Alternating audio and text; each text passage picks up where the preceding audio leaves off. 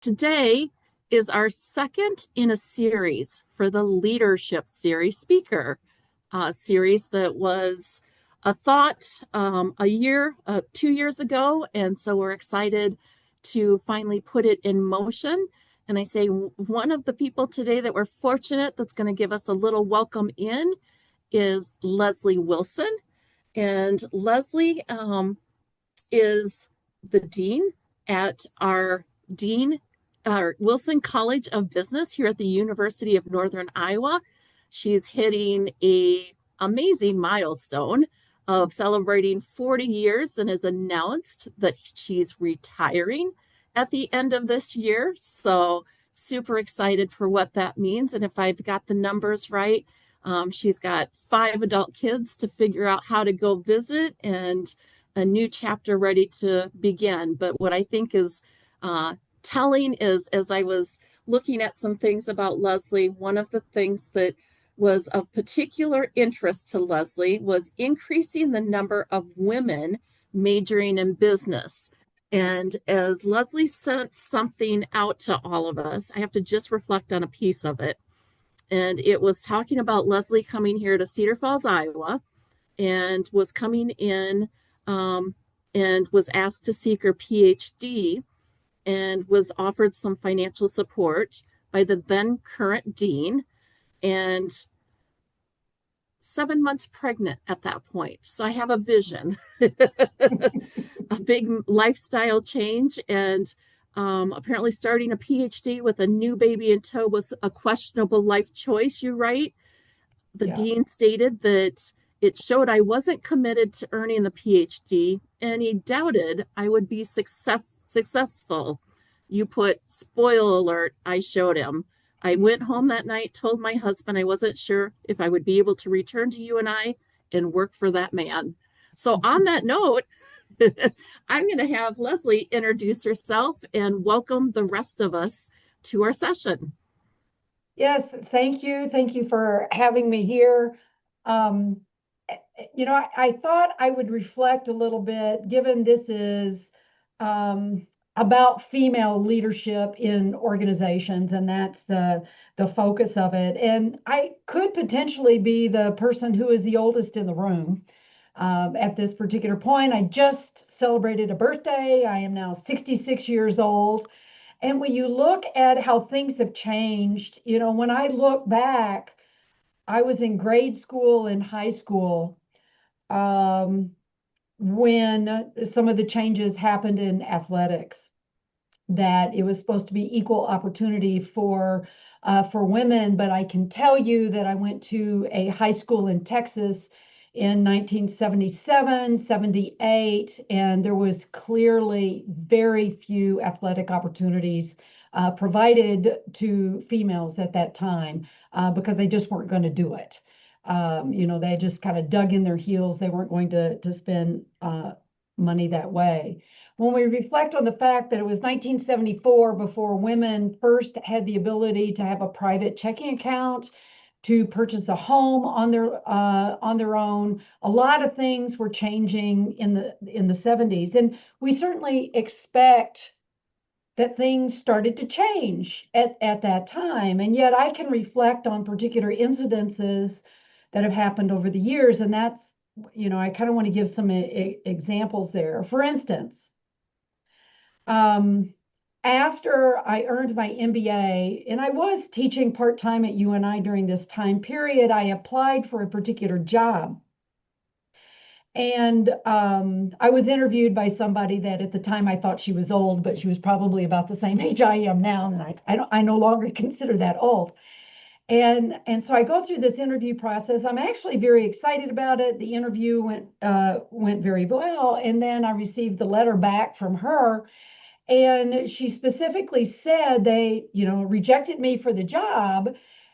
And I wish I would have saved this, because the reason I was rejected from that job was because I was in my prime childbearing years. And this is 1985. Now, you would expect that that has changed since that time, but I've had a few opportunities to sit at the boys' coffee club that my husband sits at all the time, surrounded by men predominantly who are about the same age. And I have overheard multiple comments about the fact that number one, they don't want to hire young women. Why? Because they get pregnant. And they don't want to hire Black women because they may get sued if they fire them. And that is today. Okay. So we expect that things have changed, but they haven't necessarily. Now, why am I interested in getting more women into business? And I'm going to eventually reflect upon that. But I'm interested because I'm a mother of 5 women. Okay, I have 5 girls in my family, and I remember a day when my oldest, she was probably about 6 or 7, and my husband comes running into the house, and he's really ticked off, and he said, why would Sarah think that she can't do something because she's a girl? Because for something was going on and she told him she couldn't do it because she was a girl. And I asked my husband, I said, have you been paying attention to any of these Disney movies that our kids watch all the time? I said, how many heroes are female? How many heroes are female? We're always saved. I said, that is what we have to overcome with our own girls. Okay, fast forward some more years. And I have one of my youngest daughters who's twins who is sitting in a counseling session. That daughter today is 29 years old, so it's not very long ago, but she's sitting in a counseling session. And there are multiple people in the room, and they're going around saying what they see themselves doing in their future. Okay. Why are they going to college? What are they going to study? What do they want to be in the future? And so they're going around, and a couple of guys in the room both say that they want to be doctors. Okay, that's fine. They come to her, and she says she wants to be a doctor. And the response from the counselor is, well, have you thought about being a nurse? Number one, she did not say that to the men in the room. Number two, you've already heard it's a woman.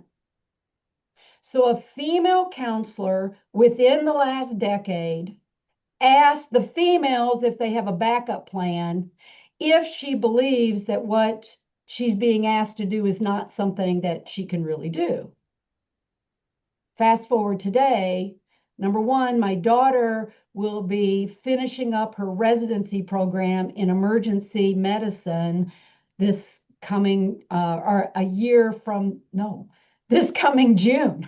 Okay, she'll be done this coming June. Okay. And number two, the men who said they wanted to be doctors are not.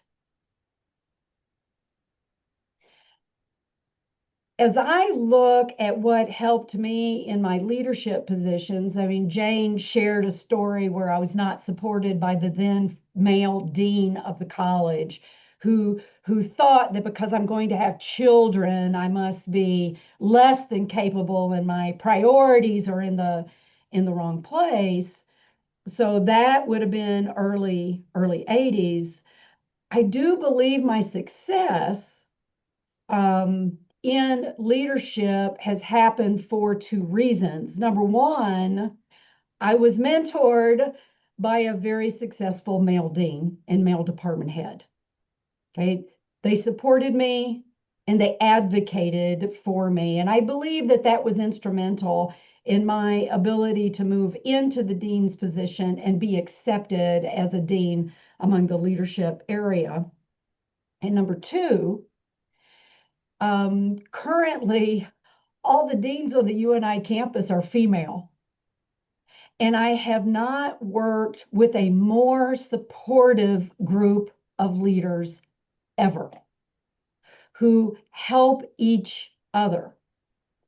And what, if anything, I learned from my daughter's experience is that as females, given the way that we have been educated by, things in society from the Disney movies that we watched, among other things, is that we have to be careful not to have the same biases against women as we were inadvertently taught. Okay, those biases exist today, and it is very important as female leaders that we recognize that we too can have biases that are anti-female in some way. And so it's very important for us to support each other and to attempt very hard, because these are difficult things for us to overcome. They're part of our psyche, they are part of how we're raised, they're part of the experiences that we had growing up. And so how do we overcome that? And it means it's very important for us to help each other. Now, why do I think it's important for more women to be in business? If you look at labor studies on pay, you can see clearly that female-dominated positions are paid less than male-dominated positions. That is clear, clear, clear. Okay. And because of that, I think it's extremely important that we try to attract into male-dominated positions more women. And historically, most of the majors in business colleges have been male-dominated. And that's why I think that's a very important. But I also think it's very important that we recruit more males into female-dominated positions, more men into teaching. That also is very important, because it is only through that that I think you'll start seeing some kind of wage changes happen. It's very clear from the data that is studied is that for our females who start in these male-dominated positions, they start with very comparable salaries, but at the end of the first year, they're already behind. They're not getting the same raises. And that just begins to exacerbate itself over time. So what I'm saying is we still have a long way to go. I don't have the answers for how to overcome some of these.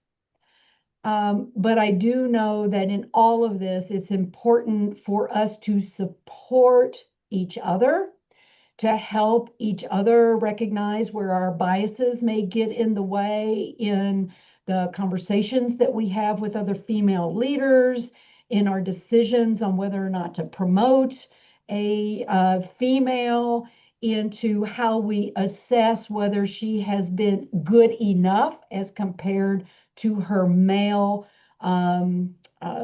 colleagues, because the data is clear. Our biases are impacting what we do, how we assess, and how we promote. We're not there yet. We've got a long way to go.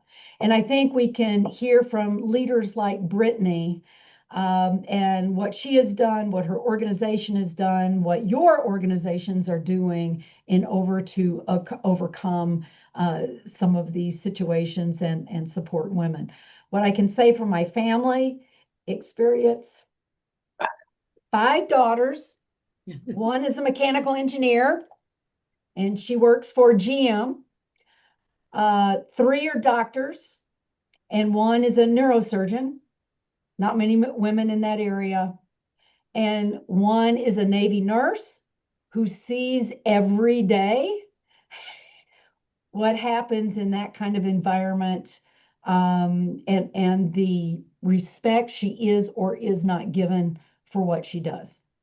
So it is really interesting for me to learn from these 5 women and what they have to deal with every single day in the jobs that they're in.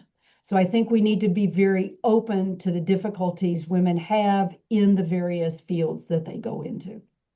So thank you very much. Back to you, Jane, to introduce Brittany. Awesome. Thank you so much, Leslie. Brittany McKee East. Welcome and thank you for spending time with us today. We want this to be fun, informal, casual, and learn more about you and your family business. So, welcome, and you're representing fourth generation of a legacy family business that when I first saw your name, McKee didn't instantly connect the little Debbie snack cake piece for me right away, but once it did, I was sold. So, what's your earliest memory and connection to the family business? Oh, thank you, Jane, and thank you, Leslie. That really set the tone. It'll be hard to follow. It's great to be here. I grew up near the corporate headquarters. Actually, I'm in a building that's on our campus. The corporate headquarters is right down the street in a small town. Some of you can imagine like a one-stop sign town. We have basically the factory and the university are next door to each other. Generations of my family have all gone through the same school system. My great grandparents, grandparents, and parents, and myself and my cousins have all graduated from the same school. So very small town. My earliest memories are of my dad driving us to school past the corporate headquarters and the factory and smelling whatever was baking that day. So whether it be cakes or blueberries or apples, the small town has a nice fragrance, to say the least. I think that's my first memory of the connection to the business. That's awesome. I love that. Kristen, you want to take us Um, to our next? sure. Brittany, tell us about you as a person, your background, and your journey to the family business. So I was interested in an early age, and luckily here at McKee we have a great next gen program that allows us to get involved as early as 14 years old. So we encourage the next gen to come to town, or if you're local, come and work for the summer in various positions. So that's where my journey began. I started when I was 14, rotating through different summer internships. I went to the local college and initially wanted to go to school to be an architect. I changed my major 7 times probably and ended up with an interest in health science. So I graduated with a degree in health science, pre-med, looking at going to medical school. I took a year off to think about what do I really want to do. My dad was currently the CEO. He still is the CEO today of the business. And so there was an interest, but not a heavy curiosity in working for the business. So I took a year and I came to work at McKee Foods in the wellness department for a year. And that's really when things started to change for me. I got more engaged in the business, more interested, more curious. I felt that the company could use me, as an employee, as a leader in the future. And so things sort of changed that year, and with some counsel from my dad, I ended up pursuing an MBA. So the next year I moved to Florida. I went to Rollins College in Winter Park, Florida, and got an MBA. And then I began to try to get some work experience. So I met my husband today. He's from Florida. We met there and we moved to Denver just for fun. We said, why not? Let's do it now, while we can. So I got a couple years of work experience, and then in 2019 headed back to Tennessee, really to work at the company. So came back, got married, started having kids, started working full time, and here we are. So I started off in like a costing role and really transitioned a couple times into product development, where I've spent most of my time. And interestingly enough, that's where my internship started when I was 14, was in product development. So today I'm working with people that I worked with years ago. And recently I was promoted to the vice president of quality and research and development just about a month ago. I have 2 kids. I have a 5.5-year-old and a 4-year-old, both boys. So as you can imagine, pretty busy with that. My husband is in real estate, but he actually just took a step back to watch our kids kind of full time. So I have that support from him, which has been fantastic. I love that. Those full circle moments that you talk about. So as you kind of reflect back, what are some of the pivotal moments? I know you're talking about law school and making a choice there, or mentors that kind of helped shape you through the process. So the pivotal moment of really having that tough discussion with my dad, I was never really pressured into joining the business. His generation was different. He's part of the third generation, and there was this kind of natural, well, that's what you do. You work at the business, and everyone in his generation, if they were interested, they would just start working as early as possible, and they worked their whole life, and some of them are still working here today. So for me, it was more. He really wanted me to push me to decide on my own what I wanted to do. And so it took a lot of thought. I mean, I was still young. As I said, I went through like 7 different majors. When I decided on business school and committed to that, it really put me on that path to thinking seriously about coming back to the business. And so that was a pivotal, changing point in my life. And as far as leadership is concerned, leadership style, direction, my whole life I had various mentors, men, women, executive coaches. I got similar feedback from a lot of them, and it was typically around you're very authoritative, you're very direct, you're very candid, you're very aggressive, and I'm like, okay, I know that. So what do I do with this persona that I have? And in the last couple of years, the feedback has been, oh, we love how transparent you are, we love how authoritative you are, we love how candid you are, and I'm like, okay, so things have flipped for me, where the feedback I used to get from mentors was a little critical, and I was like, I'm not sure what to do with that. And now recently, that natural persona that I have has been a positive thing now that I'm in a leadership position. So that was also something interesting that kind of shaped at least my ability to lead how I want to lead. Mm-hmm. Yeah. Fun question here. What is your favorite McKee Foods item? And has it changed over the years as your palate matured? I think it changes a lot. The product development group reports up to me, so I actually get to go behind the scenes and try all the new stuff as part of my job. But Swiss cake rolls are the OG, the favorite. Can't go wrong. I like them fresh, frozen, whatever. I don't think I'll ever stray away from my favorite. Nice. Nutty Buddies are good. That's second place. I just had to throw that in. That's my OG. Yeah. Second place for me. Awesome. One thing I want to remind the audience that I forgot at the very beginning, if you have questions, throw them in chat. And we'd love to serve those up to Brittany as well, because we'll be covering a lot of different topics, but we know the people sitting in the audience may have some specific things that they want us to ask. So feel free to put those in chat and we'll monitor those and let Brittany have an opportunity to answer.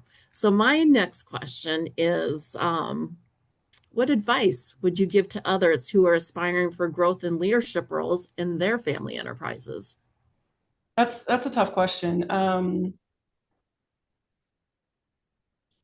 One thing I like to tell others is don't sell yourself short. In many cases, parents will share the narrative like, oh, you're lucky that you have this opportunity. It's a privilege to work in the business. And maybe it is, and that's great.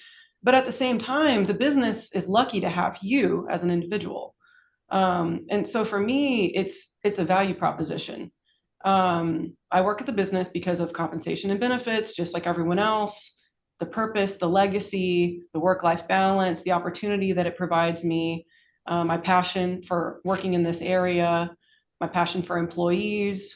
But if something about that changes, so if the compensation no longer meets market value and I'm less interested, or maybe the workplace, the family business doesn't have maternity leave, maybe they don't have work-life flexibility, maybe they don't have remote work opportunities. Maybe it's not the right place for you. So I just try to be really pragmatic and coaching others. See it as a value proposition. Don't sell yourself short. And just remember, the business is lucky to have you there as an employee, as well as you having that privilege of working at the business. And if you pursue to work at the business, it's tough. I mean, it almost sounds like to some from the outside that it's the easy option, but it's especially tough, and especially if you're in a male-dominant industry. So for us, manufacturing, it's really tough for women, for young people with children, for caregivers. I mean, my advice is just try to be the most qualified, competent person in the room, and it still may not feel like enough sometimes. Um, that, did you have many female mentors in the company? Has there been a lot of female leadership that you've been able to experience over? Yeah, for some context, at our business, we had in the third generation of leadership, which is my dad's generation, him and his brother, and then his cousin, and then Debbie McKee. So little Debbie is a real person. She's part of the third generation. She was the vice president for most of her lifetime, and she retired a couple years ago. And she was the only female family member that has ever been employed and worked at the business, other than myself. So, you know, I didn't have a great relationship with her, just didn't spend a lot of time with her, but I did get some advice from her. And so I wouldn't consider her as like my mentor necessarily, but unfortunately, there just aren't, in my family, there aren't females that work in the business. So I did have some coaching and mentors at graduate school that were women, and that was helpful. One of the things that I'm realizing as I kind of looked through and read about you before we've actually met here is it feels like you've been intentional about shaping culture at McKee Foods. And I think sometimes as a woman, not always, you know, that's one of those areas where we plug in, we're particularly resourceful and interested. So give us some examples and ideas of what you've done that you've been able to kind of put your fingerprints on.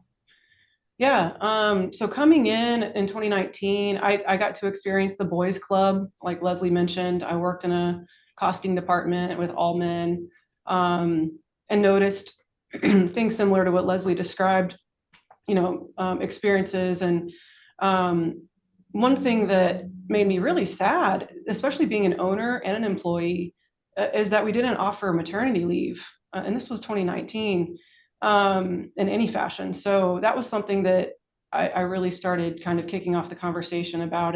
And sadly, the conversation had been going on for years, but it never had enough buy-in. And I realized the comp and benefits committee was all men. And I was like, well, no wonder. So just along that journey of experiencing the culture as it was, and trying to find ways to I just call it modernization. It's like, how are we still stuck here? So trying to be the squeaky wheel, trying to get some alignment, really influence from behind the scenes. I mean, I started as like an entry-level cost accountant, you know, so I wasn't a manager or anything, but my dad was the CEO. We have a great relationship. So I would bug him all the time and try to get buy-in from him. And honestly, I get fired up about this, but I'm like, Dad, did you realize we don't have maternity leave? And this is me. I just got married, planning to have children. He's like, no, I didn't even know that. And I'm like, what? You know, like I've spent so many years pursuing this career at this wonderful company, and I get here and I'm like, what? Like, this is a family business. We have to take care of families.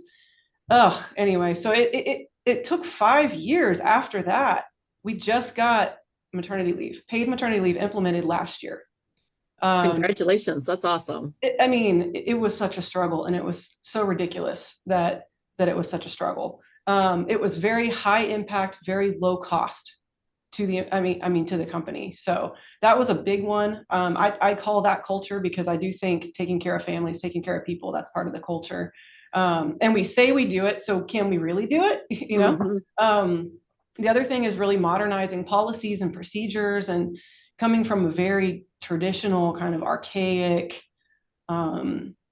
culture, manufacturing, just trying to lighten the mood. So really pushing, something I pushed was like changing some dress code policy to just be more inclusive. And we can now wear jeans finally in 2025, you know, in the office, which it sounds silly, but it makes a huge impact to employees, and it really lifts the mood. And it again, it sounds small, but all of those things combined, the little things that don't cost anything that can improve the culture, improve morale, just make it a better place to work. That's awesome. One question that segues right into kind of what you're talking about is Leslie's talking about realizing that you live in a small community, much like most of the people on our call. I was rural. And so childcare, obviously for us and probably for you guys, is a hot button issue. So how does your company deal with this issue? Yeah, so we actually have manufacturing across the country. So we have a site here in Chattanooga, one in Stewart-Straff, Virginia, one in Gentry, Arkansas. We have a shipping depot out in Arizona, Kingman, Arizona. So we cover a lot of territory. We have about 6,500 employees. About 1,500 of them are corporate employees. So the issue of childcare came up recently, where a lot of companies were looking into on-site facilities, subsidies, things like stipends, things like that for childcare. I got myself onto all those teams recently. So I got to go and visit a couple. Let's see, Smucker's has a really nice childcare facility at their corporate headquarters. So we went and looked at a lot of different options, ran the numbers. We haven't found a solution as far as an on-site childcare program. It's extremely expensive. We're a very low-cost budget industry, value product, very frugal company. So that's not something that we're doing at the moment.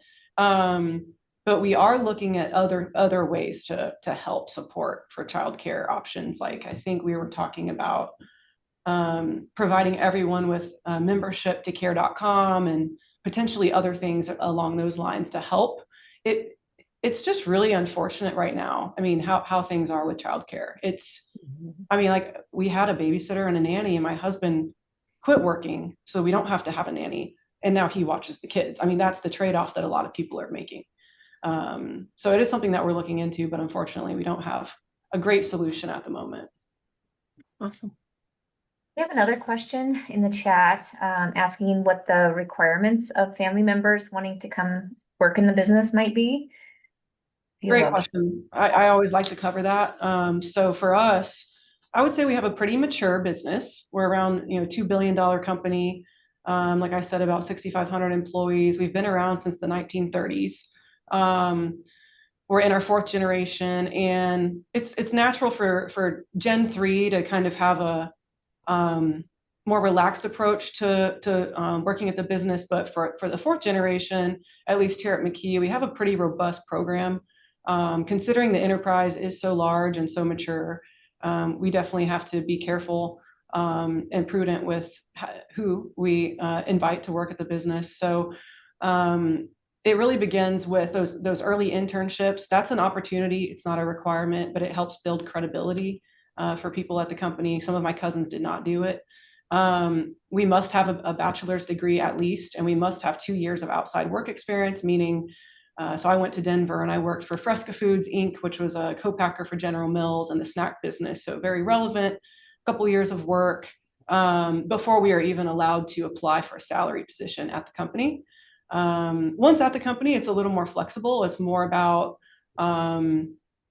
just, I don't know, proving yourself, building credibility, being a good employee and seeing how things go.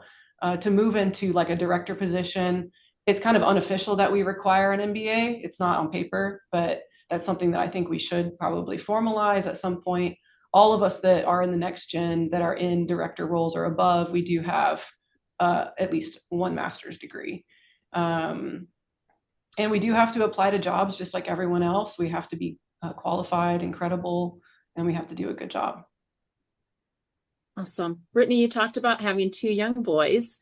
And so how do you balance between your professional life and family life? I don't. Every day it is a struggle. I mean, my husband jokes, but like once a month I come home like existential crisis, I want to be home with my kids every day. But when I'm stuck on holiday with them for 2 weeks, I'm like, I want to be at work. I mean, everyone struggles with the same thing. I try really hard. I try. I won't say I'm winning to balance everything, but it's a lot. I think the most helpful thing has been having really hard boundaries. So I drop them off twice a week. They already go to preschool. I'm like, I'm going to do it at least once a week, hopefully twice a week. Everyone knows I'm not going to get to the office till like 8:15 just because of the drive. So that's kind of a hard line. And I passed up some other opportunities that were like 8 a.m. meetings, 8:15 meetings. And I'm like, no, I'm not doing it. And I'm sorry, but that's the boundary. And then 5 p.m. and later is family time. No matter what's going on, like shut it all down. I come home and it's time to, be at home with the family. I say no to almost every opportunity on the weekends and try to make that family time, really selective about parties and events and things like that. So that's the only way that I found that we can manage all of it. How does McKee Foods contribute to community resilience and economic growth? So I think I mentioned the size of the business does provide a number of jobs across the country, and we're proud of that. And we would love to continue to grow and provide more and more jobs to the local communities. And being family owned, we have the ability to be more resilient during economic crisis. We pride ourselves in not doing layoffs. If anything, we kind of move people around and we make it work, and we kind of hunker down during tough times. So that's been part of who we are. There's a lot of philanthropy built into the company itself, and then also the family members. The majority of family don't work in the business, and so they're heavily involved in community giving, foundations, and philanthropy, which does improve in local communities. Thank you. We have a question in the chat, and it says, do you and other family members take time throughout the year to ride on a route, stock shelves, and speak with managers of stores that sell your products? Very nice, specific question. I like that. And yes, we do. My dad has done it. I think we've all done it. It's not like a requirement that we rotate through and do it, but it's highly encouraged, and it's something that we all like to do. And it's a great question, and it's definitely something that we do to make sure we're listening to the customer. Thank you. What is one leadership lesson you wish you had learned earlier in your career? Okay. Just be authentic. I mean, I think early in my career, I was very guarded with who I really am, and a little bit afraid to just be myself and be authentic and be candid. And once I let go of that, it's been so much better, as far as just being able to be myself, lead how I want to lead without fear that, I don't know, dad's judging me or what my cousin's going to think or whatever it is. Just letting go of that and being myself and really, really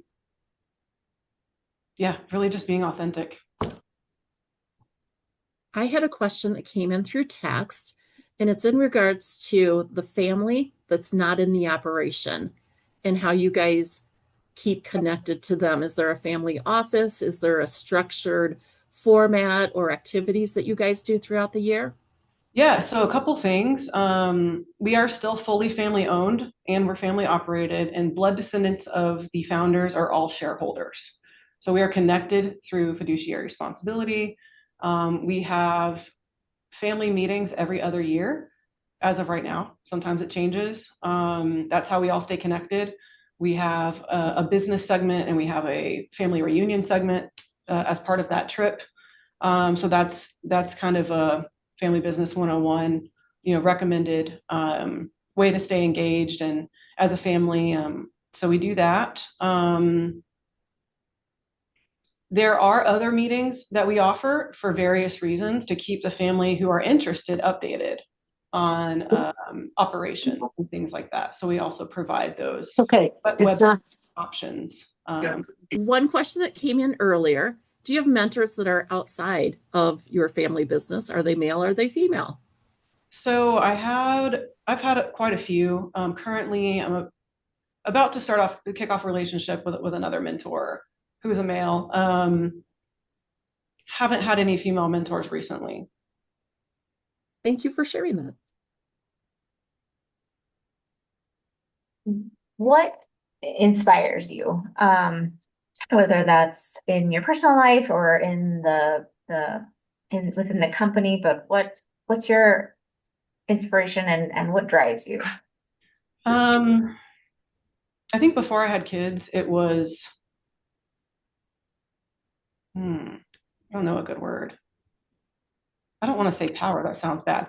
Prestige, legacy, leading, just being in a position in the business where I can make a difference. That was kind of my drive. Is like I want to get to where I can change things for the better, for the employees, for the business. I can make a difference. It's still that, but now I have kids, and so really, my kids inspire me a lot to be better, to do better. Think about them. Think about the next generation. Think about what's best for their future. So those are connected. But the driving factor being I just really want to be in a position where I can make a difference for the better. Great. We're getting closer to the end of our time. So as people have questions, still put those in chat. The question I have for you is, you're part of fourth generation of McKee Foods. What has it meant to you personally to step into that leadership role within such a legacy business? I mean, it's meant a lot. It's a really unique opportunity. As I mentioned, my drive is really like getting into that position of leadership where I can make decisions that positively affect people, employees, the business. It's really fun and interesting to work with my family members. My dad is still the CEO. He's planning to retire in a couple of years. My uncle Chris is the COO.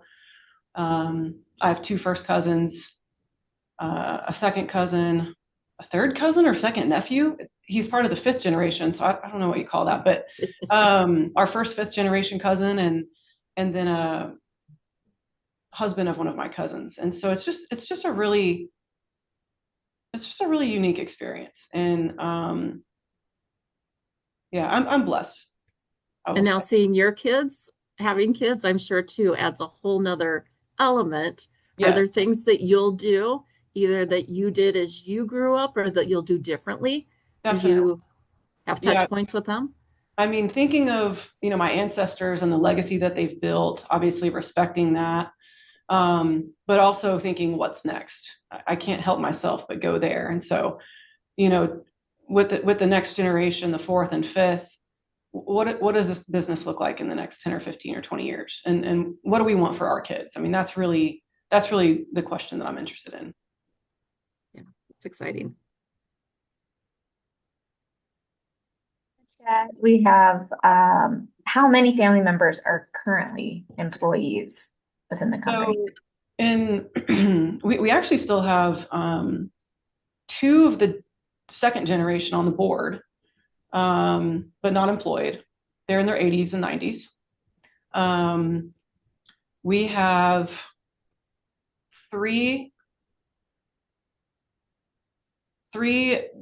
Gen 3 on the board. Two of them are still employed. I'm getting that wrong. Four on the board. Three of them are still employed. One is the chairman of the board, Debbie McKee Fowler, who retired. My dad and Chris, my uncle, they are currently in leadership, and then their cousin Rusty. So I know I'm dragging this out. So in my generation, there's 5. So about 7 or 8 of us currently employed, and then some G2 and G3 on the board. That's so dynamic with all the different perspectives and generations and ages and stages. Yes. The piece that I'm led to also is you're such an iconic brand when you look back to your start in the 30s. And so how do you balance honoring tradition, but then that whole innovation, R&D, quality piece? Yeah, it's really fun. I mean, our core items have such loyal consumers. It's so much fun to see the continuation of those iconic snacks, throughout the years. And then again, part of my group is product development. So just constantly thinking about what does the consumer want, looking at trends, looking at what retailers are doing, and trying to keep up with consumer wishes. So something that's really hot right now is seasonal items. So Christmas tree cakes, that's all the rage. We are making as many as we can, and we just can't make enough. like literally, which is That's a great. good problem. Great problem to have. But Christmas items are huge. I mean, it's been amazing, the demand for Christmas items and other seasonal items. I've been a big fan of pumpkin spice. So anytime you see anything pumpkin spice, Little Debbie might have had something to do with it. Behind the scenes, things like that, just keeping relevant, but also honoring the nostalgia of the core items.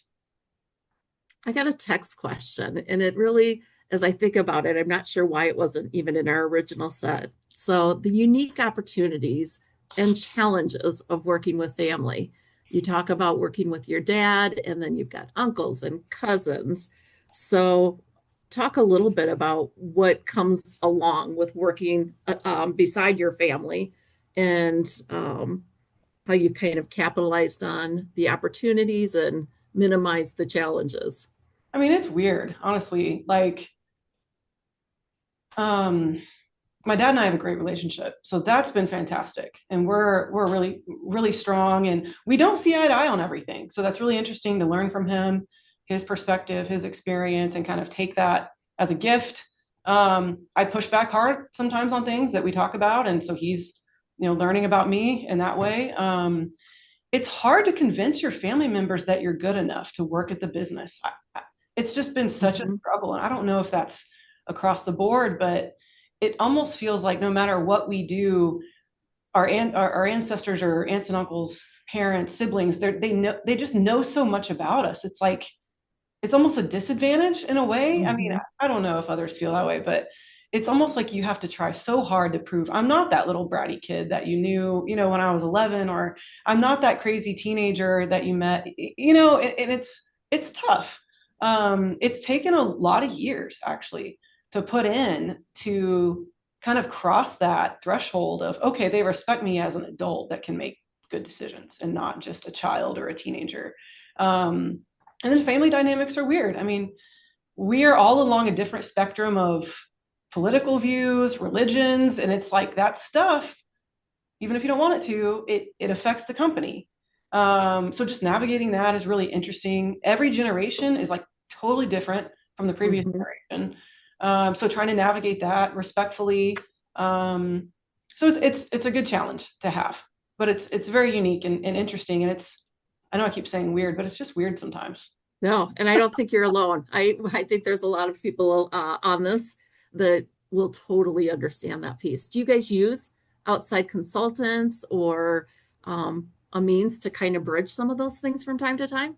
We have, yes. And we actually have a full-time position. She is the director of shareholder relations, but she gets involved in a lot of shareholder meetings, planning, communications, facilitation. As far as like at work in the boardroom, that's just us. I mean, as employees, as family members, kind of figuring things out. But yes, we have used some various consultants as well. Well, one thing that we noticed about you is that you're generous with your time. You speak at conferences for family businesses. You're on advisory boards.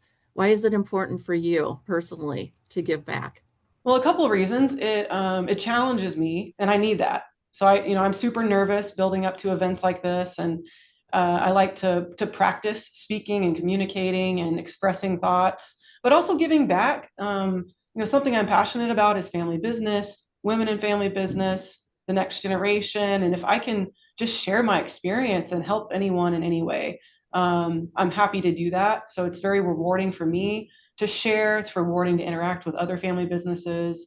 I really enjoy it, and I hope that others, find some value in it as well. This is kind of a fun question. I already had it formatted. What's one surprising thing that somebody would find interesting that they don't know about you? I struggle with this one. I mean, I was on TV once. I used to compete in CrossFit, and I was on TV with Stone Cold Steve Austin in an obstacle course race called Broken Skull. So you can look that up and see me, fighting people and whatever. I love that. That was kind of a cool thing I did in my life when I was Yes. a CrossFit competitor. So that's out there somewhere on YouTube.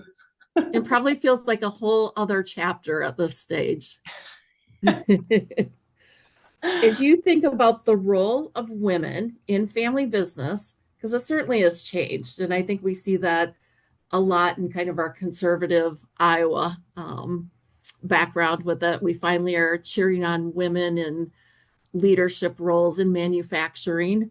Um, what advice would you give to other women that are continuing to make steps, either thinking about coming into the family business or in leadership roles and continuing to look at moving up?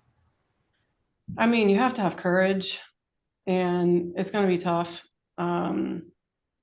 But just keep going. I think it is challenging and aligning with what Leslie mentioned, but especially working in a traditional family business where the women, they don't work. I mean, in my family, I'm like the only one, and that's just the family culture too. So really trying to promote women in leadership, have empathy, make space for them. If you can influence the business to make it a more female friendly environment, anything that we can do for the next generation to encourage just having more diversity in leadership, I think is something that we all need to do. And it is tough, and it doesn't feel, sometimes it doesn't feel like we're winning, but just have to have courage and don't be afraid to, I call it the squeaky wheel, but don't be afraid to be the one that's pushing the topics. Kristen, do you have anything else you want to add? Have any more questions? Let's Well, check.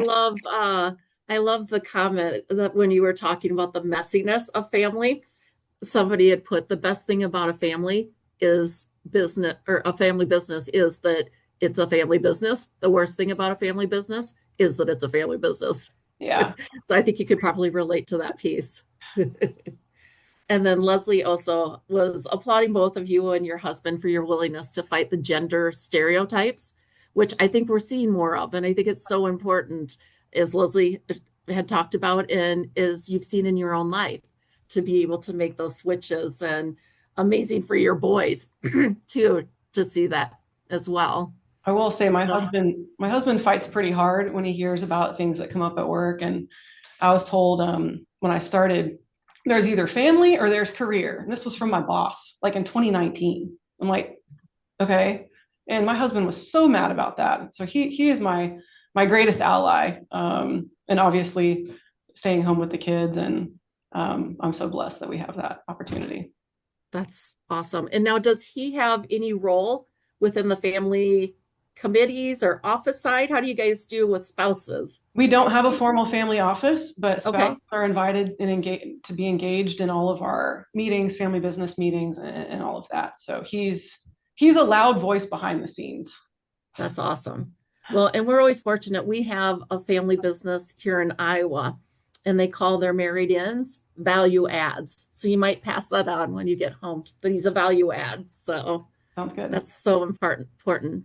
Any last words that you'd like to share with us in terms of the future?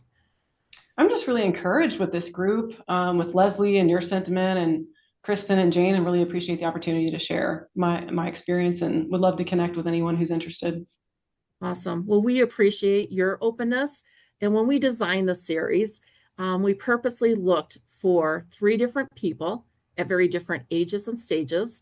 So the first person that we hosted was Lisa Daniel, who had raised kids, was a value add. Mm-hmm. She was married in 5th generation to Lodge Cast Iron.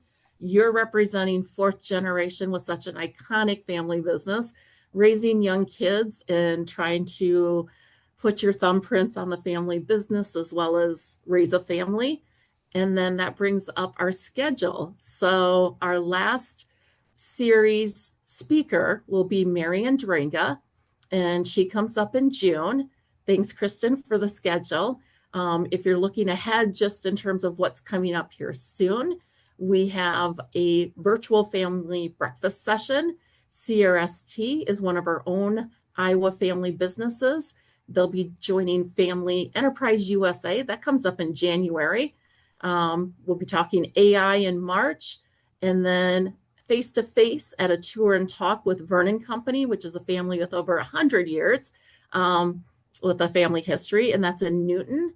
And then, like I said, we'll leap from Brittany's session today into June with Mary Andrenga, who's retired and has the benefit of looking in the rearview mirror and reflecting on family and family business.